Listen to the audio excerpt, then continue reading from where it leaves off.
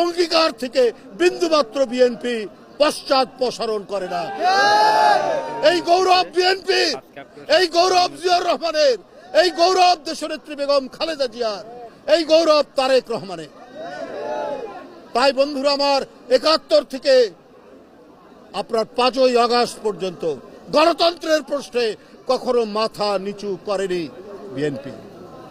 আপনারা ৫ই আগস্টের পর কি বললেন? ভারতের সাথে আপনারা সম্পর্ক উন্নয়ন করবেন, ভালো কথা, আমাদের আপত্তি নেই। আপনারা আওয়ামী লীগকে ক্ষমা করে দেবেন।